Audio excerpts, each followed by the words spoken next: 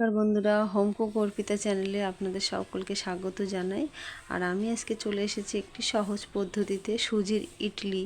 ঠিকই শুনছেন, সুজি দিয়ে খুব সহজভাবে এর যথেষ্ট মাপ রয়েছে। মাপগুলো সঠিকভাবে দিলে খুব সহজেই বাড়িতে কম সময়ে বানিয়ে ফেলতে পারেন।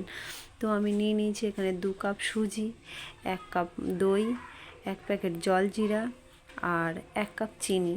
যেহেতু চিনি আর স্বাদ মতো একটু লবণ দিয়ে ভালোভাবে মিশিয়ে নিলাম। মিশিয়ে এটাকে একটু হালকা হালকা গরম জল দিয়ে মাখতে হবে। ডোটা বেশি নরমও করা যাবে না, বেশি ঘনও করা যাবে না। এটা মেখে আমাকে কিছুক্ষণের জন্য রেখে দিলাম। আর 5 মিনিট মতো রাখলেই হবে। আর এপাশে আমি একটি স্টিলের প্লেট নিলাম, তাতে আমি ঘিটা ভালোভাবে মাখিয়ে নেব। আর ঘিটা ভালোভাবে মাখাবো এই কারণে যে ওই প্লেটটার গায়ে যাতে লেগে না থাকে। তো ভালোভাবে দেখুন হাত দিয়ে আমি ভালো করে মাখিয়ে দিলাম। আপনারা ব্রাশ দিয়েও চাইলে মাখাতে পারেন। আর এপাশে আমি একটা কড়াইয়ের মধ্যে জল গরম বসাবো, সেটাতে দেব। আর ঘি মাখানো হয়ে গেছে, আর ব্যাটারটা আমি ওর ভিতর ঢেলে দিলাম। দিয়ে ভালো করে একটু ঝাঁকিয়ে নিতে হবে যাতে হাওয়া ঢুকে না থাকে। আর এইভাবে আমি যেভাবে একটু নেড়ে নেড়ে নিলাম, দেখুন জাম করে নিলাম, সেইভাবে নিয়ে নেবেন। আর এপাশে কড়াইতে গরম জলের ভিতরে একটি স্ট্যান্ড দিয়ে দিয়েছি, জলটাও ফুটছে, এর ওপর থালাটা বসিয়ে দেব।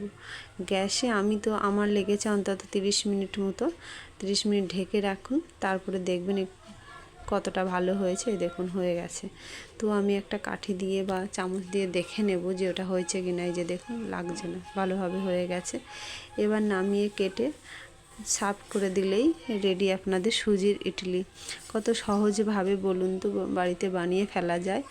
গরমও আছে একটু, তো ছুরি দিয়ে আমি 4 টুকরো করে নিলাম। সেই 4 টুকরোর আবার একটু বড় সাইজ হয়ে গেছে বলে সেটাকে আরও 4 টুকরো করে নিলাম। নিয়ে একটি প্লেটে তুলে দিয়ে দিলাম। বাচ্চারা বাড়িতে খেতে না চাইলে এভাবেও কিন্তু বানিয়ে দিলে সহজেই খেয়ে নেয়।